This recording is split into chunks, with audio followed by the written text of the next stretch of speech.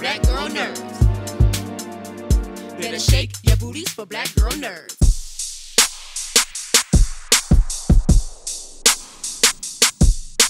Well, Letitia, it's a pleasure to finally meet you via Zoom. We didn't get a chance to meet at Comic-Con, but I noticed that you had mentioned about the Instagram conversations, and that was with my team, but it's me that you're talking with Okay. on the Black Girl Nerds Instagram. So okay. Nice to finally see you. Yeah, it's so nice to meet you, and thank you for supporting us and liking our little posts and all of that. Always. Yeah.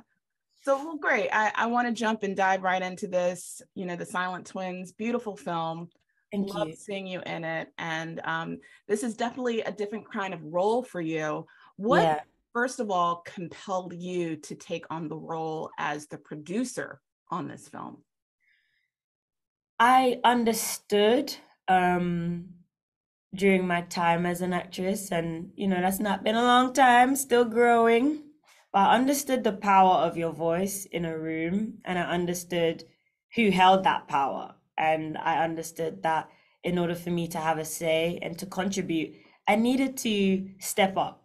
I couldn't just be the actress that stood in front of the camera, and there's nothing wrong with that at all. But I realized that there was something in me that felt like I had something to say, and I wanted to be a part of the conversation. And I knew that attaching myself as a producer was my way of doing that, was my way of sharing, what was in my heart on every step of the film. And I'm happy that I advocated for that, not only for myself, but also Tamara as well. She's also an executive producer, and having Black women's voices in a Black woman's story is imperative.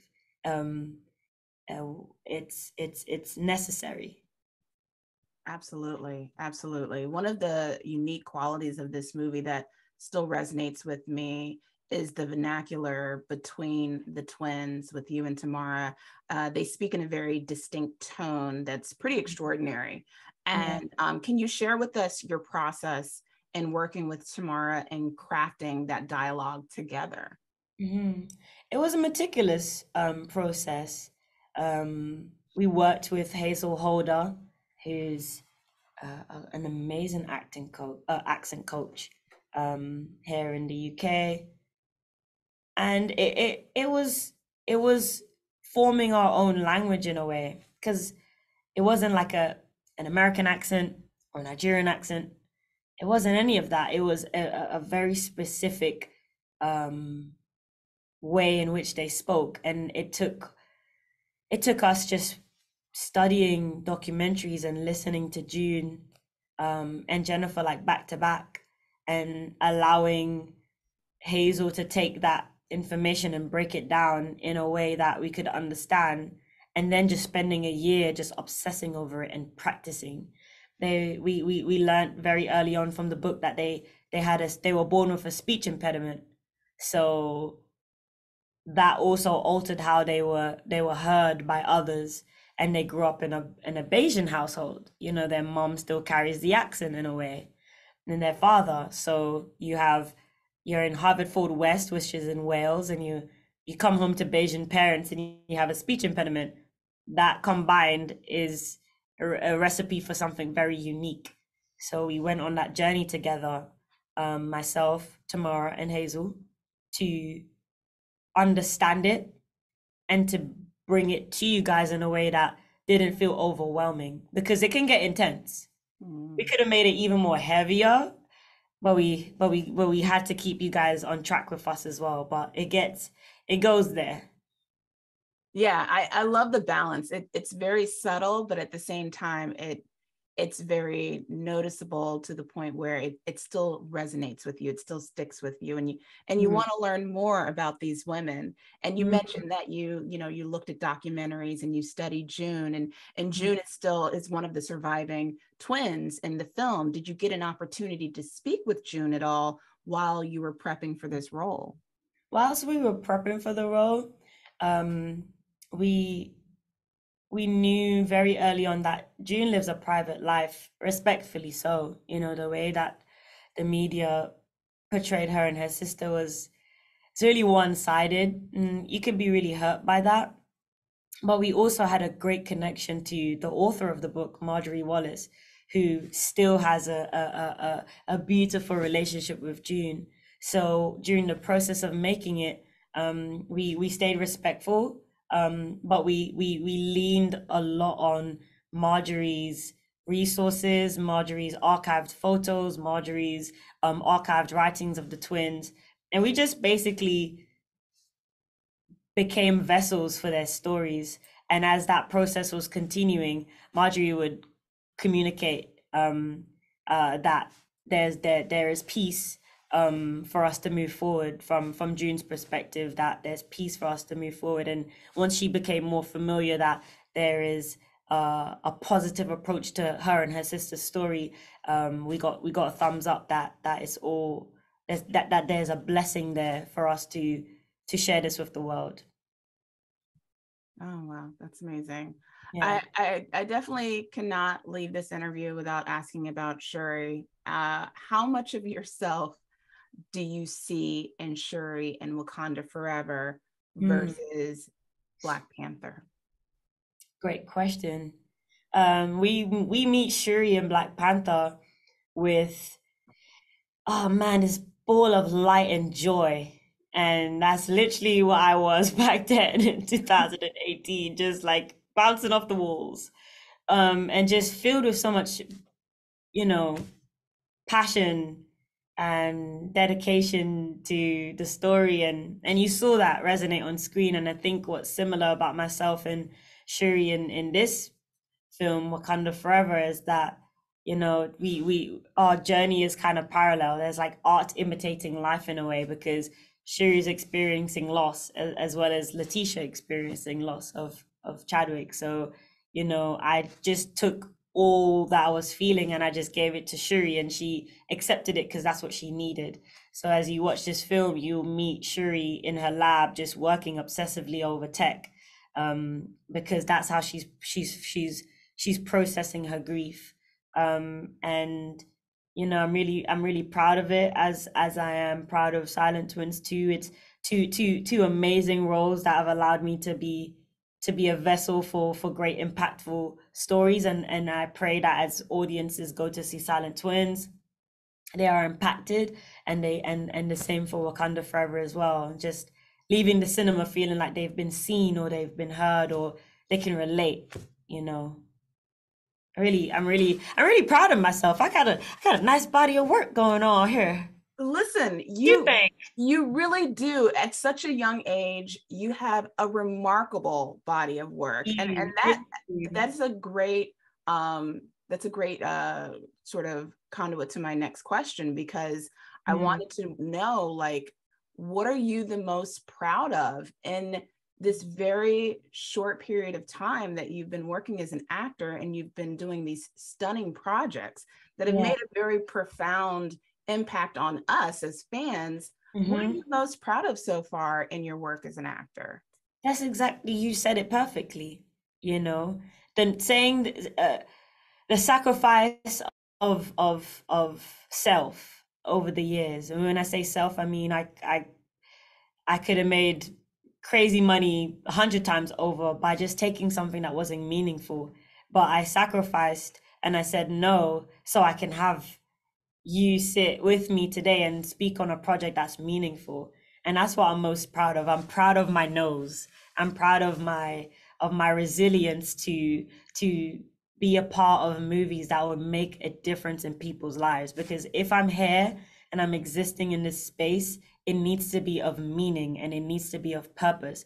And if I'm gonna ask you to spend your money on a ticket, you have to come away with at least something in your spirit, you know what I mean? So I'm proud of that. I'm proud of who I am as an artist, and I want to continue growing in that department. Not everything I do you would like, you know. I might do, I don't know, I might do something that you think is terrible, but it's not, but it's 1 out of 10. Do you know what I mean?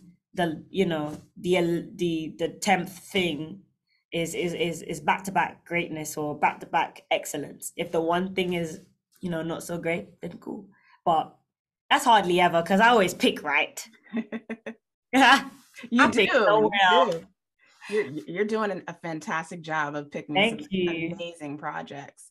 Thank you. Going back to the Silent Twins, your role as a producer, what Mhm. exactly does that allow you creatively as an actor to do, as far as like what scenes that you want to craft together? Do you get to choose and pick how June is portrayed?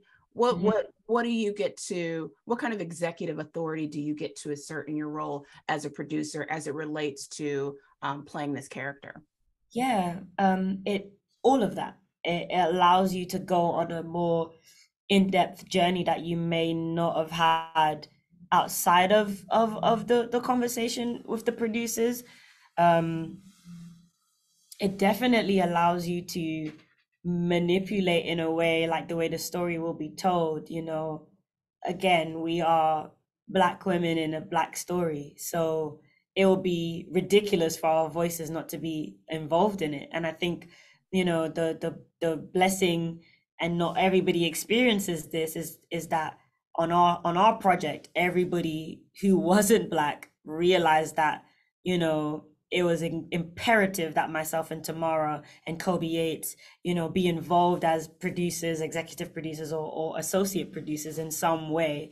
And we get to shift so much. We get to create opportunities for people too. We get to get HODs that probably would have never been seen before, you know, who know how to look after Black artists' hair and makeup, and we get to have a a voice in the room, and I think that's very important in this day and age. You know, I'm not a fan of sitting down and watching everybody else do it and complain that it wasn't done. I'm more of a protesting type. I'm like, hey, I want to challenge accepted. I want to sit with you guys and try to understand this, and it's been a beautiful journey because I've learned so much. Right, absolutely. And would you say to critics out there who say that this story was crafted from a white woman's lens, like the book that it was adapted from, that there are Black women that are behind the scenes, that are crafting this story, that are actually helping to craft the narrative, and that, you know, it is in safe hands? Yeah, 100%. Again, it's like, you know, we can't control who wrote the book. You know, Marjorie, you know, is a white woman who had access to them, because they grew up in a predominantly white area. You know, they didn't have a Black psychiatrist or a Black news journalist to go and visit them. That didn't actually happen. So instead of running away from that or hiding away from it, we're embracing it. It was like this woman found all of their diary entries when they got arrested, put it into a book, and gave you the truth about what they experienced. And I felt like if her perspective was wrong about them, they wouldn't still have a relationship today, because June still speaks to Marjorie to this day. I know it for sure. It's the truth. And I felt like it was brave for her to do that, you know, and I would have loved for it to be someone else, but it wasn't, you know. And I think Marjorie did a beautiful thing in telling the truth of their story. When it comes to the director, again, like, you know, she knew very early on that this was a story that not in its entirety, she wouldn't understand all of the perspective of what it means to be a Black woman, you know, and she was willing to learn, you know, alongside myself and Tamara, about what it meant to go through this story, like what it means for us. And she was able to gain an education. She has a sensitivity and a respect for the story that I feel should be championed, you know, and and in a way it's and in a way she brought something to it that, you know, she brought respect and love to it, because she respected and loved us as Black women who are producers on this project. Yeah, that's all I'm gonna say. No, very well said. Thank I you. really appreciate you sharing that, because I think that that is something that people really need to know. And sometimes people have very knee-jerk reactions to things when they see that there are certain people behind the scenes and they don't know the full story. So thank Mm, you for sharing that. What are there yeah. any scenes, or are there any moments during filming that still resonate with you, that still stick with you long after the project was over? Yeah, definitely like going through like the Broadmoor situation, you know, going on location and like seeing the replica of the psychiatric wards, and it was really haunting, you know, and I that's another reason why I have a lot of respect for Aga, because the sensitivity in which she took to make sure that that was all real and portrayed in a respectful way. Um, yeah, it just haunts you, innit? It's like to imagine like we spent like what 4 months on this film processing this, and they spent 11 years there. So it's really messed up. It's really messed up. Yeah. Yeah. Yeah, What's next for you? a lot. Um, Promoting, you know, obviously Silent Twins. I have another movie, Aisha, coming out with Josh O'Connor starring alongside me. We have Wakanda Forever.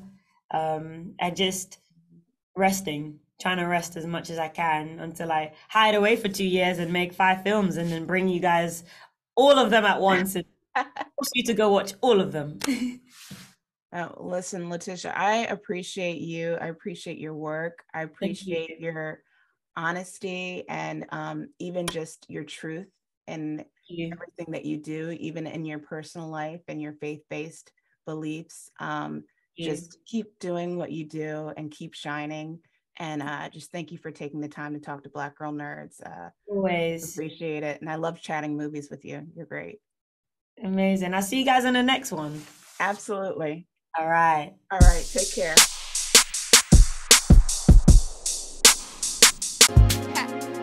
Better shake your booties for Black Girl Nerds. Better shake your booties for Black Girl Nerds.